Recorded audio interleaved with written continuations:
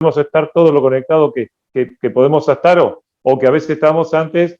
Bueno, es que a veces hay una política de comunicaciones en el ministerio y en sí, donde justamente nosotros podríamos hablar todos los días con ustedes, pero se dosifican las salidas, comunicaciones nos dice, bueno, hay que estar en este medio, en el otro.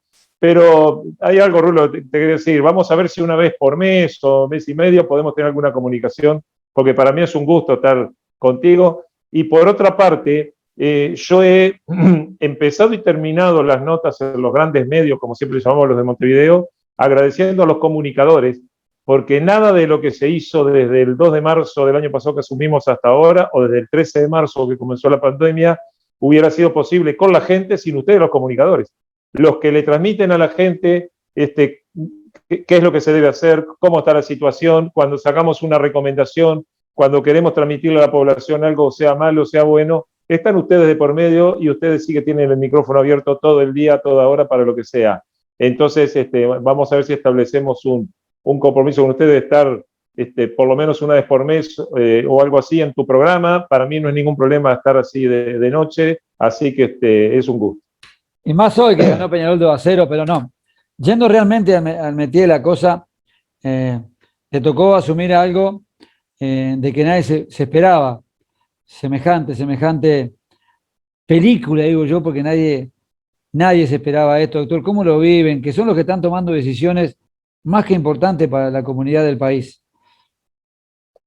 Es como tú dices, en estos días, un amigo muy querido nos decía, porque ya pasó el año de gestión, el año de pandemia, esto por supuesto ha ido para largo en el mundo entero, ¿no? En el mundo entero ha sido un problema. Hay países que han vivido, fíjense, 3 olas epidémicas dentro de la pandemia. Nosotros que estamos viendo la primera y que es complicado, imaginen países muy humildes, países pobres, pero aún países ricos, Europa, Estados Unidos, el Canadá, tantos países muy ricos han vivido 3 olas y están mucho peor que nosotros.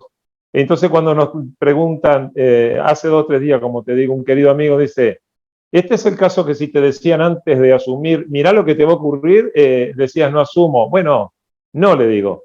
Esto es un poco diferente. Esto es como cuando te invitan a un programa de aventuras. ¿Viste que eso que salen por la televisión, que vas a una isla desierta y tenés que estar 20 días?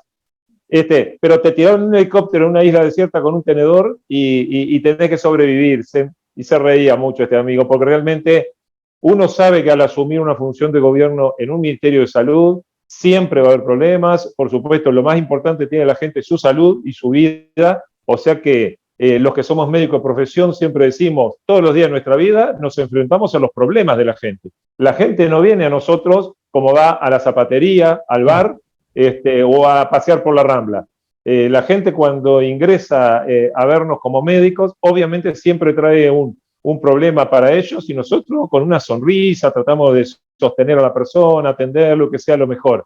En el ministerio es algo muy similar. Obviamente que la mayor parte de las cosas que llegan al Ministerio de Salud, bueno, son o problemas de la gente, o bueno, todos los otros grandes temas que trata como políticas, el Ministerio, que de eso hablaremos más adelante, políticas para la niñez, políticas que tengan que ver con la mejora para la salud de la población, para lo que fuera. Pero esto realmente ha sido un poco inesperado porque además nuestro país no vive a lo largo de su historia, no vivió a lo largo de su historia, pero no es común las enfermedades transmisibles. Acá no es como los países tropicales, como países de otras latitudes que tienen todos los años alguna epidemia diferente. En Uruguay realmente las enfermedades transmisibles no son un problema. No son un problema y nosotros lo que tenemos de enfermedades transmisibles son las infecciones comunes, la amenaza de que pueda haber dengue, la amenaza de que algún día pueda haber alguna otra enfermedad transmisible, pero no vivimos este tipo de cosas que parecíamos que el mundo algún día las iba a superar. Pero bueno, los microorganismos son muy traicioneros, surgió este virus y las sucesivas mutaciones y el mundo se ve envuelto en algo que desde 1918, con la famosa epidemia de gripe española, no se veía. Y bueno, aquí estamos afrontándolo. ¿Cómo lo voy a llevar? Porque sé que está esperando una llamada importante, pero lo voy a llevar casi a lo puntual de ahora, con números en el departamento de Colonia más que importante. Nos interesa todo el país, pero bueno, uno está en su departamento. Por supuesto. ¿Cómo está el tema de las camas en el departamento de Colonia? ¿Cómo está a nivel nacional? ¿Cómo está la gente respondiendo con la vacuna? Bien, tal vez lo dividimos en dos, Ese, Santiago. Por una parte, cómo estamos y después hablamos de la cantidad de camas y demás. Uruguay vivió desde el 13 de marzo del año pasado hasta promediar noviembre o diciembre, unos 10 meses y medio aproximadamente, en lo que fue un excelente estatus de control de la pandemia, que pocos países del mundo lo tuvieron, hasta que en algún momento, que aquí fue por mitad de noviembre aproximadamente, hasta que llegó la primera ola que se ha mantenido estos 4 meses sostenidamente. Pero recálculo, inevitablemente iba a venir. Tal vez los uruguayos el año pasado, cuando el estatus sanitario era muy bueno y decíamos, Uruguay tiene un control muy bueno de la pandemia, la población uruguaya, después de los primeros 2 o 3 meses, ¿no? Donde realmente era el quédate en casa y no salgas, pero era difícil de sostener para el laburante, para aquel que tenía que salir, para los chiquilines en la escuela, para los padres que tienen chiquilines en la escuela y que no todo el mundo puede tener un empleado, una empleada, el abuelo que lo cuide. Uruguay vivió desde ya abril, mayo del año pasado, 2 meses después de la pandemia, una enorme apertura de sus actividades y se pudo sostener el control. Pero en todos los países del mundo, todos los países por lo menos continentales, salvo los países que son islas, donde obviamente no hay fronteras, se cierra, bueno, se controla la situación interna, todos los países, y sobre todo un país como Uruguay, con una enorme frontera seca con el Brasil, que es el país o de los 4 o 5 países que en el mundo tuvieron más acumulación de casos y un mayor descontrol de la pandemia, y la Argentina, por el otro lado, con quien no tenemos la frontera seca, pero ha habido un permanente tránsito, por lo menos comercial y productivo, porque Uruguay y Argentina nunca cortaron su ingreso y egreso de camiones, de fletes, porque Uruguay tenía que sacar su producción a Argentina, sus ventas, y Argentina tenía que ingresar sus productos a Uruguay. Somos grandes importadores de productos del vecino país, y además viajes comerciales y demás. Esto nos hace ver que era inevitable, como ocurrió en los países continentales en el mundo, que en algún momento, por situaciones de frontera y porque además la epidemia en algún momento crece en los países, repito, no hubo países del mundo, ni aun los más poderosos económica y económicamente, desde el punto de vista de la salud, que pudieran contener la ola. Uruguay la contuvo 10 meses. Hoy en qué estamos, Santiago, en que aquella ola de diciembre, que con las medidas que se tomaron sobre el fin de año, más la culminación de las clases, más que no se recibió turismo, más que la gente o se contuvo o si salía en aquellas pseudo vacaciones, el que pudo tomarse algunos días de enero, febrero, lo hizo con su familia en lo que se llamó la burbuja en aquel momento. Bueno, creció una ola y luego se detuvo, pero en marzo ocurrió un ascenso nuevamente de casos por múltiples factores, y bueno, se tomaron nuevamente medidas los días previos a Semana Santa, y aunque no haya disminuido esa ola, se ha estabilizado. ¿Qué queremos decir con esto? Cuando en marzo todos nos dimos un gran susto, digamos, desde el punto de vista científico, pero la gente también, era porque se había producido lo que llamamos el crecimiento exponencial. ¿Qué quiere decir esto? Que vas creciendo no de uno en uno, sino que se va multiplicando, ¿se entiende? sí, cómo no. Un crecimiento logarítmico común es cuando tú tienes hoy 1, mañana 2, pasado 3, traspasado 4. Eso es un crecimiento logarítmico común. Lo exponencial es cuando tú hoy tienes 2 cosas, mañana 4, después 8, después 16. Entonces, cuando en marzo se hizo ese crecimiento exponencial importante, se tomaron nuevamente algunas medidas, y se produjo una estabilización. Entonces, hoy, para terminar esta parte de la explicación, estamos en lo que es una estabilización, una especie de meseta. Meseta muy alta, porque tenemos un número importante de casos que promedia los 2.500 casos, 2.700 casos diarios, es muy alta. Eso lleva a que porcentualmente, piensen esto, si cada 100 pacientes, 100 personas, perdón, que son positivas, 80, 85 o no tienen síntomas o tienen pocos síntomas. Y del 15 o 20% restante hay un número que la pasa en su domicilio, otro se interna, y de los que se internan, 1 o 2 de 100 pacientes van al CTI. Con la complejidad que de el que va a CTI, lamentablemente los números dicen que por lo menos el 40 o 50% puede fallecer. Esto hace que con esa meseta de unos 2.000 y pico de casos por día o 3.000, lamentablemente se están produciendo infecciones que cursan en CTI y algunas personas fallecen. Estas enfermedades infecciosas tienen esto. A ver, no nos olvidemos algo, hasta el año 2019, todos los años, yo esto lo voy a hablar poco, Santiago, en los canales montevideanos, todos los años, durante los inviernos y en el acumulado del año, fallecieron unas 1.300, 1.500 personas por complicaciones de la gripe, por complicaciones de virosis que todos los años las tenemos y algunos pasamos mal si la adquirimos y muchas personas terminan en un cuadro, en un centro de tratamiento intensivo y pueden fallecer hasta 1.300, 1.500 por año. Bueno, ahora se está produciendo esto con este nuevo virus que ojalá pueda hacerse que, y ahora sí vamos a pasar a lo otro, entre medidas de contención que todos los días se enfatizan que las cumplamos cada día más, y la vacunación. La vacunación, ingresemos en vacunación, que está haciendo que Uruguay sea uno de los 4 o 5 países con el mejor índice de vacunación del mundo. Fíjate que hoy vamos a terminar el día, no tengo los números aquí porque termino a las 10 de la noche, con 1.600.000 uruguayos aproximadamente, por lo menos con una dosis inyectada, y de esa cantidad, unos 400.000 tienen las 2 dosis inyectadas, de cualquier vacuna, las 2 dosis que nos da una protección, qué bueno, nos da una protección enorme. Entonces aspiramos a que las medidas de las próximas semanas, sumado a la vacunación, que pueda hacer, esto es bueno decirlo, aún tener el virus en nuestra nariz o que ingrese a nuestro cuerpo, pero no agarrar la infección grave, ¿me entienden? No tener la infección en forma grave y no terminar en un CTI como ha pasado en Israel, Chile, otros países. O sea que esa es la situación de hoy, una meseta un poco alta con una incidencia importante de casos y en nuestros departamentos no hay casi ciudades que escapen a esto. Las ciudades, sobre todo las grandes urbes, porque esto tiene mucho que ver con la concentración de la población. Alguien nos ha preguntado, pero la gente de Juan Lacase, Carmelo, Colonia, El Sacramento, ¿qué pasa que hay más casos? No más casos absolutos, a veces más casos porcentuales. Bueno, las ciudades más grandes que me estás nombrando tienen mayor concentración de personas.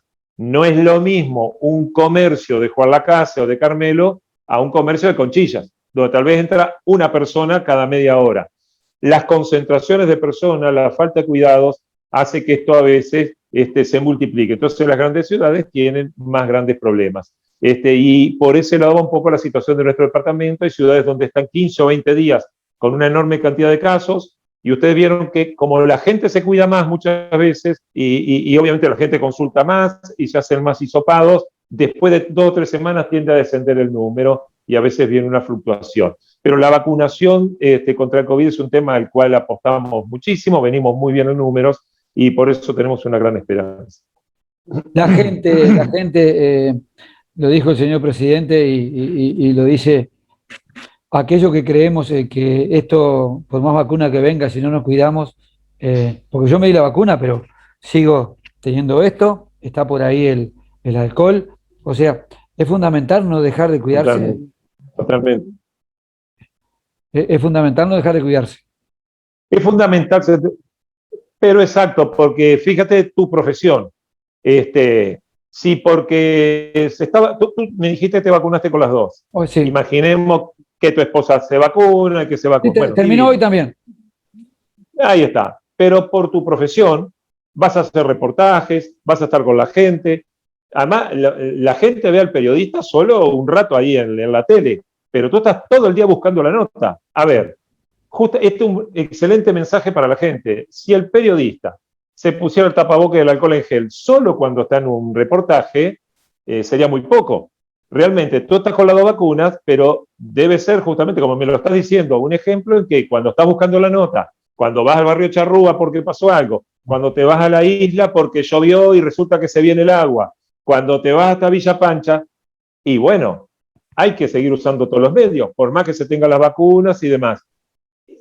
Todo el mundo debería pensar eso, no por tener las vacunas o no por estar en mi casa y voy hasta el almacén o me voy a ver, vivo en el centro Juan Lacase, pero tengo a mi hermana y su sobrina en Villa Pancha. Bueno, voy un momento, como es mi hermana y la sobrina, como son gente sana, no uso tapabocas, tomo mate con ella.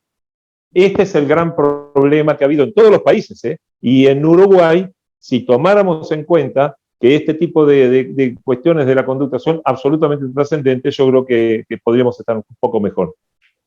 Doctor, sin hacer futurología, ¿cómo ve para adelante esto? Sé que es muy difícil algo, pero bueno, ¿cómo lo ve para adelante? En un supongamos que la gente le pone garra, que se van a cuidar, ¿cómo lo ve? ¿Cómo lo va llevando? Usted creo que hoy tuvo una reunión en Montevideo. ¿Cómo lo ve a todo esto? ¿Cómo lo ven en esa interna? Lo que se puede decir, ¿no? Sí, bueno, mira, en este momento es complejo, como tú decías, para hacer futurología, pero vamos a no eludir y hablar del tema que quedó por acá, que son las camas, y eso Perdón. podría darnos pie no porque para hablar del futuro. Los cuidados y la vacuna se supone que minimizan los riesgos para las personas. Se supone no, está demostrado que lo minimizan. A su vez, cuando ha habido gente que ha cursado la enfermedad, está demostrado que por lo menos por 90 días, los estudios hablan de 6 meses, pero por lo menos por 90 días hay protección efectiva. Por algo, alguien que tuvo la enfermedad por 90 días no se vacuna. Entonces, mira lo que tendríamos que ver. En Juan Lacase, en Carmelo, en Colonia, en Nueva Helvecia, en Rosario, ha habido mucha gente infectada que se supone que ahora tiene anticuerpos. Hay mucha gente vacunada que tiene los anticuerpos. Tenemos que hacer todos un esfuerzo porque vamos a hablar del famoso tema de las camas. ¿Cuándo no importaron las camas? Pese a lo cual el Ministerio trabajó desde el 3 de marzo del año 2020. Cuando el 3 de marzo del año 2020 hicimos la primera reunión, el primer gesto de gobierno de nuestra administración fue reunir a todos los prestadores o las instituciones públicas y privadas del país en la sala de acto del Ministerio de Salud Pública, martes 3 de marzo, 8:30 de la mañana, primer acto de gobierno del Ministerio de Salud Pública, los reunió a todos porque esa epidemia que empezaba en el mundo algún día podía venir a Uruguay. ¿Y qué fue lo primero que vimos? ¿Qué es lo que recomendaba la Organización Mundial de la Salud? Por otra parte, que nos preparáramos. Ese día, te tiro algún número, Santiago, contando las camas, había 625 camas de cuidados intensivos en el país, útiles, digamos. A veces hay más, pero algunas no están habilitadas o tienen un problema. 625 camas útiles, que por supuesto sobraban, alcanzaban para las personas que operan, que tienen un infarto, ¿me entiendes? Que tienen un problema importante, que va a estar siendo internado. La utilización de camas es el 40%, 50%. Se utilizaban unas 300, había 300 más o menos disponibles. En nuestro departamento los porcentajes eran similares. Cuando vimos que si venía una ola y nos pasaba como en los países europeos, Estados Unidos y demás, no iba a dar abasto, se comenzaron las acciones, se trabajó muchísimo a nivel del exterior. El propio presidente y el ministro Salinas son dos de las personas más hiperactivas que conozco. Tomaban el teléfono y hablaban con proveedores, con presidentes de otros países, con fabricantes, y ahí tuvimos que al día de hoy, de 625 camas, pasamos a 1.150. A ver, es prácticamente el doble. Pero a su vez, lo que no es menor, que hay un enorme esfuerzo de los privados, de lo que llamamos las mutualistas o parecidos, un enorme esfuerzo de ellos, del Hospital de Clínicas, del Hospital Militar, del Hospital Policial, son grandes hospitales y prestadores, pero en ACE, en el prestador público, la institución pública, lo que vulgarmente, cuando tú eras chico, cuando yo era chico, decíamos el Hospital de la Salud Pública, las camas de las 625 de marzo pasado, ¿sabe cuántas eran operativas? 85. 85. De 625 en marzo del año 2020, 85 eran operativas. Era ínfimo el número. Hoy, ACE tiene más de 250 camas operativas.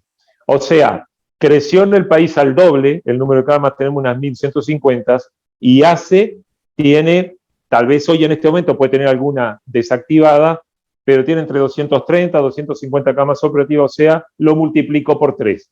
Eso fue un enorme esfuerzo de los uruguayos, porque, a ver, siempre hemos sido muy claros, tú nos conoces hace 20 años, Rulo, cuando el Ministerio de Salud hace un negocio en el exterior y trae una cama para ACE y se la brinda, cuando compramos respiradores, centenares de respiradores, ventiladores, cuestan entre 10 y 20 mil dólares cada uno. Bueno, por dar una cifra a la población, cuando se compra, a ver, no es Salinas, no es Miguel Asqueta que lo compra, es lo que puso Rulo en los impuestos. Es así, ¿no? Sí, claro. Cuando compras, cuando va al almacén la doña y paga el IVA, cuando pagas tus tarifas públicas, cuando pagas la UTE, bueno, a ver, la gente. Entonces, lo que se vio al primer momento, que había que fortalecer, por supuesto, lo que por otra parte no es un logro nuestro, es de los uruguayos. Va a quedar para los uruguayos. Vayamos al hoy. ¿En qué estamos hoy? De esa enorme cantidad de camas, hoy hay un porcentaje de ocupación que está exactamente en el 75%. Yo no quiero dar muchos números para que no se mareen, doy números muy redondos. Sí. ¿En qué estamos? La saturación importante ocurre cuando estamos en un 85-90%, ¿no? Porque tener un día restante no es garantía de nada, no es garantía de nada. Estamos en un 75% de ocupación de las camas, de las cuales la mitad son por COVID. Cuando hace un mes, sí, porque fue final de marzo, 2 o 3 días antes de Semana Santa, o por ahí, se dijo, lo recordaba el presidente anoche, que era inminente en pocos días que se venía el colapso, era porque en aquel momento se aumentaba la ocupación de la que acabo de hablar, que hoy es un 75%, estuvo a fin de marzo en el 35%. El 3 o 4 de abril, 40%. El 7, 8 de abril, 45%. ¿Me sigues? Subía por escalones grandes, muy grandes. Pero ¿qué pasó? Hubo un momento que fue ahora, después de la Semana Santa, que hubo una estabilización, una meseta, entre el crecimiento de camas y la meseta que se produjo, que no siguió creciendo exponencial el número de casos, hace no menos de 10 días por lo menos, que el porcentaje está en 75. ¿Me entiendes? El porcentaje 75 está clavadito, 73, 75, 76 llegó y después bajó a 75 ahora, última hora. ¿Qué queremos decir con esto? Que vamos a dar números redondos, que de 1000 camas hay 750 ocupadas, más o menos, es así, de las cuales la mitad son por COVID, o un poco más de la mitad son por COVID. Y bueno, en eso estamos, y ahora viene lo otro. Tú me podrías, obviamente, si te dejo preguntar, tú me vas a hacer la pregunta obvia. Y bueno, doctor, ¿y no llegaremos a un 90? ¿A un 95? ¿Qué va a pasar? Bueno, lo que es muy esperanzador, que lo había dicho la semana pasada a miembros del GACH y demás, es que hace 10, 12, 15 días que estamos en el 75%. Estamos altos pero estabilizados. Y probablemente la vacunación ahora, en estos días y en mayo, empieza a jugar su rol. En todos los países donde las 2 dosis de vacuna llegaron a un porcentaje importante, empezó a caer, cuesta abajo, la gravedad de la infección. En algunos de esos países sigue habiendo un número importante de infectados, como en Chile, que están mejor vacunados aún que nosotros, pero cae la gravedad, ¿me entiendes? Sí, ¿esto qué querría decir? Que tal vez nosotros sigamos con 2.000, 2.500, 3.000 casos por día, pero si logramos ganar un poco más de tiempo, los porcentajes pueden empezar a ser cada vez menores, porque si seguimos infectados, pero la gravedad es menor, no va a haber tantos ingresos hospitalarios, eso es un poco la expectativa que hay para este futuro de 2, 3 semanas, que esperemos que se cumpla. Los matemáticos y la gente de epidemiología del Ministerio de Salud Pública nos traduce eso. Mirá, estábamos muy asustados hace 3 semanas, se estabilizó y ahora estamos, que espero que se haya entendido, la estabilización alta, pero estabilización al fin. Doctor, empezó otra movida ahora, pues estoy terminando ahora por usted. El tema de la gripe. ¿Quién se puede vacunar? ¿Quién se puede cuando le toque? ¿No? ¿Quién se puede vacunar? Muy bien. Vamos a seguir hablando de coronavirus otro día, porque como te dije, Santiago, ahora cuando esté mayo avanzado, vamos a hacer justamente otra de estas, en el horario que a ti te convenga, si es en vivo con la gente mucho mejor. Me encantaría poder estar ahí. Me encantaría poder estar ahí. Vamos a ir un jueves de noche por ahí. Me encantaría estar ahí y vamos a seguir hablando, pero vamos a hablar entonces ahora en los minutos que quedan de algo trascendente que es la vacunación de la gripe. Debe recordar la gente, porque hace solo un año, y por eso tú, además, cuando me has escrito, has estado muy preocupado por la vacunación de la gripe, por eso yo te agradezco. Hace solo un año, cuando vino la epidemia al Uruguay, recuerdan muy bien ustedes que hicimos una feroz campaña para vacunación antigripal. ¿Por qué? Porque nosotros planteábamos, yo ya dije los números, los voy a repetir, si todos los años tenemos 1.300 a 1.500 muertos, lo cual quiere decir que hay miles de internados en un CTI, ¿no? Por enfermedades respiratorias graves, que la gripe es la principal. En marzo del año pasado dijimos, si llega la pandemia, si la pandemia es como en Europa, que fue catastrófica y en 2 meses arrasó, a ver cómo hacíamos, ¿me entiendes? Teníamos 600 camas CTI. Para fortalecer teníamos que pasar meses, se nos venía el invierno. Si la gente se enfermaba de coronavirus, empezaba a caer en el CTI, y si por otra parte la gripe, como todos los años, nos llevaba 1.000 y pico de personas, realmente la situación iba a ser complicada. El año pasado enfatizamos, se hizo una maravillosa campaña, la gente respondió maravillosamente bien y se vacunaron casi 1 millón de uruguayos. ¿Qué pasó el año pasado? Las estadísticas son brutales. Cuando yo esté por ahí te voy a llevar en papel para que lo podamos mostrar a la gente o lo pasamos en pantalla. El año 2020 casi no hubo enfermedades respiratorias agudas graves como la de la gripe y demás. Casi no hubo mortalidad. Pensamos que son 2 cosas. La maravillosa campaña de vacunación antigripal con casi 1 millón de uruguayos vacunados y, ojo, los tapabocas, el alcohol en gel, no cubren solo el coronavirus, nos cubren de todos los virus. Entonces hay infinitamente menos enfermedad respiratoria. Mi esposa, que es maestra, y las maestras nos decían el año pasado, esto es insólito, los nenes no tenían moco en las escuelas. Eso es tan común que se dice que los nenes en el invierno están resfriados con el moquito, con esto, se limpian, y los papás se contagian, los abuelitos, y entre ellos todos se van contagiando. El año pasado fue un año que no hubo enfermedad respiratoria en los niños. Entonces, lo importante a decir ahora es que comenzó el lunes pasado la vacunación antigripal. Cuando nos preguntan por qué la vacunación antigripal, que la comenzaron el año pasado, como la del coronavirus, por las personas de más riesgo, por los mayores, los profesionales, ¿no? Los que están más expuestos, los policías, los militares, las personas que tienen más riesgo, ¿por qué este año no fue tan así? Por una sencilla razón. Los profesionales de la salud, todos, enfermeras, enfermeros, auxiliares, limpiadores, los que están en los servicios, las médicas, los médicos, sin ellos es imposible sostener esto. Se los vacunó primero coronavirus y acá viene el primer concepto importante, Santiago. La vacuna de la gripe no choca con la del coronavirus, salvo que se dé en los 15 días previo o posterior a su vacunación. Entonces, como los profesionales de la salud ya están vacunados con 2 dosis, se comenzó por profesionales de la salud. Como están vacunados con 2 dosis y ya pasaron 15 días de su segunda dosis, se están vacunando masivamente en el Uruguay los trabajadores de la salud de todo tipo. ¿Quiénes vienen la semana que viene? Quienes no han sido vacunados. Los niños, que son una fuente muy importante de influenza del virus de la gripe, y además se anunció, todo niño que va a ir con un adulto a vacunarse, se va a vacunar el adulto, salvo que esté en esos días que se vacuna con el coronavirus, ¿me entiendes? Sí. Y las embarazadas, que siempre en la vacunación antigripal son una población importante porque el virus de la gripe es muy importante para las embarazadas. Cuando hubo epidemia por H1N1, fallecieron muchas embarazadas.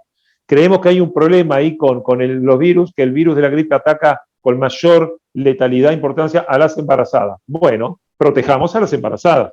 Vacunemos la semana próxima todos los niños que puedan vacunarse. Este es el mensaje para que ustedes lo difundan. Todas las embarazadas, todos los adultos que acompañan a ese niño, capaz que va un abuelo que ya se vacunó o que no se ha vacunado todavía el coronavirus, que se inscriba y lo van a vacunar. Entonces esperemos llegar este año no a 1 millón, es probable que no se llegue a esa cifra el año pasado, pero tenemos en reserva 700.000 vacunas para que también sea una campaña exitosa y para que podamos proteger a todos. Lo llevo de vuelta. Cuando usted me diga que tiene la llamada, me avisa. Yo charlo todo el día igual. Esta nueva cepa que apareció... No, me agaché a ver la hora, Santiago, tenemos. Me dieron 5 minutos más. Bueno, vamos arriba.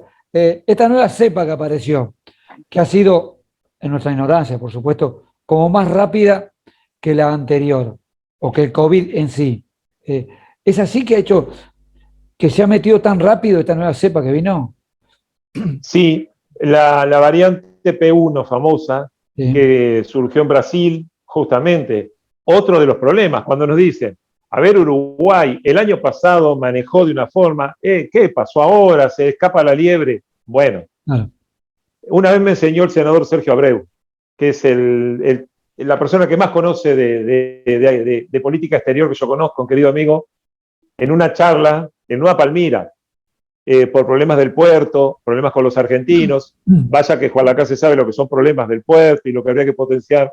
Nos decía el queridísimo Abreu cuando había sido ministro de Relaciones Exteriores, Miguel, y le decía a los que estaban de Nueva Palmira el puerto, hay una sola cosa que no vamos a poder cambiar, el barrio.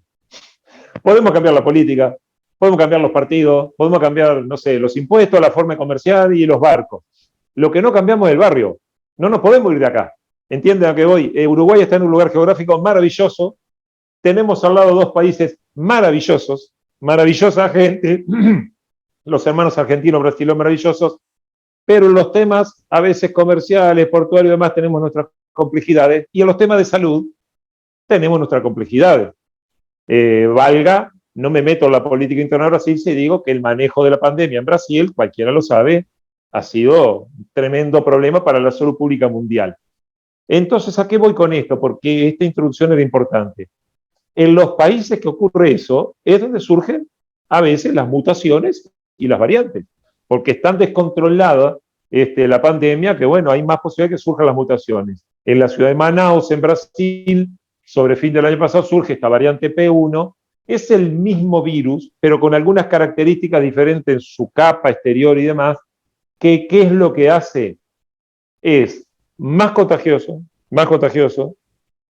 se difunde más rápido y al parecer, sin que sea más agresivo en sí, a las personas más jóvenes las infecta también como con mayor virulencia y mayor facilidad.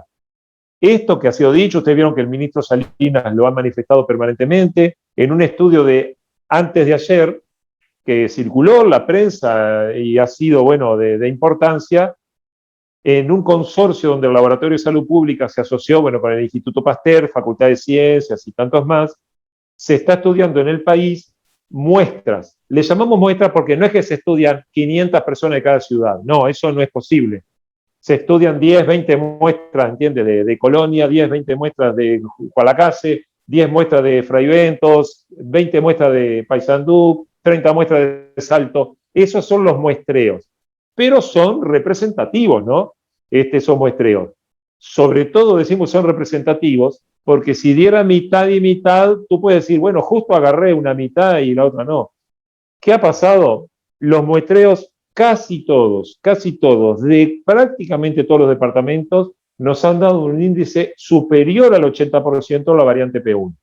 Entonces, si el promedio es 89, hay departamentos donde las muestras, si había 20 muestras, las 20 eran P1, 100%. Hay varios departamentos. Colonia no, pero hay varios departamentos. Pero Colonia hace 20 días atrás, cuando el penúltimo informe ya tenía un 60% de P1, y no lo recuerdo de memoria, pero está en el 80% ahora, en las muestras, porque no quiero alarmar a la población diciéndole que todo el mundo la tiene, pero en las muestras representativas que se tomaron, hay un altísimo porcentaje. Así que bueno, si es más infectante, con más rapidez, tiene un porcentaje de 2,5 a 3 veces mayor de contagiosidad. O sea que es casi un 300% más contagiante. Bueno, es lo que está pasando ahora, entre otras cosas. Se contagia mucho más, las edades menores lo tienen mucho más. Eso iba, doctor. Lo de la edad de menores son los que más se movilizan. Y bueno, y por eso es una de las razones que también tenemos más casos. A eso iba redondeando un poco esto, doctor. No hay edad, no hay edad. En un principio eran los mayores 65, después no sé cuánto. Hoy no hay edad casi. No hay edad.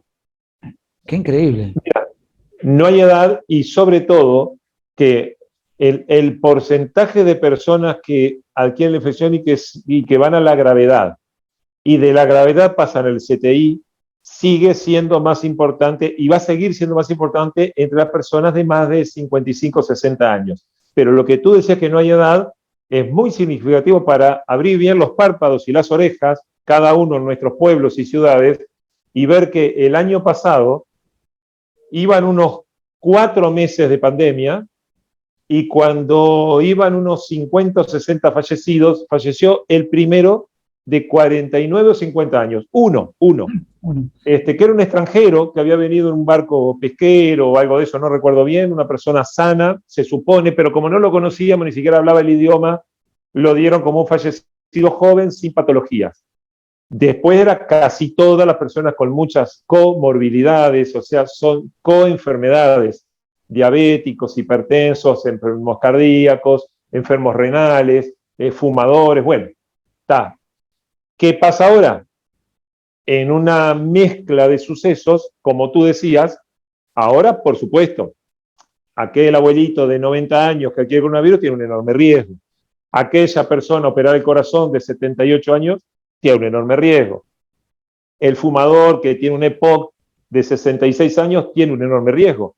Pero lo que tú decías muy claro, que no hay edad, que hoy se está viendo gente de 45, de 35 y de 25 que sobre todo si tienen alguna comorbilidad o alguna dificultad, por ejemplo, los obesos, por ejemplo, los diabéticos, notoriamente tienen mayores posibilidades.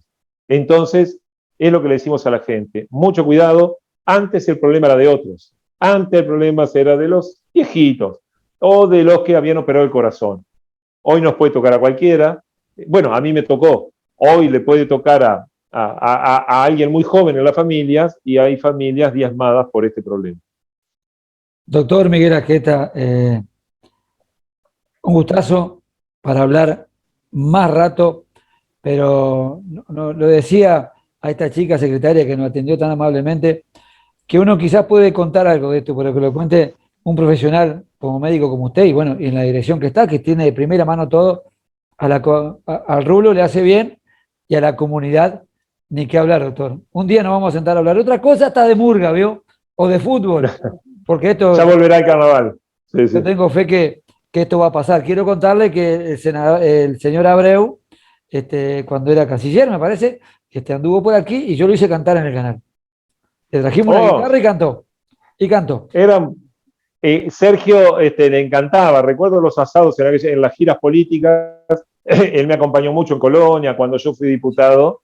Tenía que haber una guitarra y él siempre... Bueno, es esa otra faceta que tenemos los seres humanos, que tenemos en nuestra profesión, en nuestras cosas todo el día, pero bueno, en algún momento es muy sano, hay que recomendar a la gente que la gente, y sobre todo en esta época, ¿no?, de tristeza, que no se puede salir, que a veces uno no ve a sus sobrinos, a sus nietos, o a los padres, o a los abuelos, cultivemos de todas formas, que hay tanta cosa que podemos hacer, cultivar la música, mirar una linda película, leer un buen libro, o ver al Rulo por la tele, que yo no sabía que te habías teñido los bigotes de blanco, porque los años te quedan muy bien. Los años pasan. Bueno, así que yo solo quiero dejarlos con una sonrisa, como siempre me han conocido, el optimismo de saber que si entre todos luchamos con esto y con tantos otros temas que vendrán después, se va a poder salir adelante y bueno, es un gusto como siempre estar con ustedes. Un abrazo y por supuesto un saludo muy grande a toda su familia. Igualmente para ustedes por ahí, ya nos vamos a ver ahí en el living como siempre. Como siempre, un abrazo y mil gracias. ¡Oh! Por favor. 10 y pico. Un abrazo. ¿Usted puede salir de ahí? ¿Sale usted de ahí a ver? Yo no... Sí, yo voy a salir. Saludos a todos Juan Lacase. Un abrazo, Marito, un abrazo. Chao, chao. Un abrazo. A ver, yo no entiendo.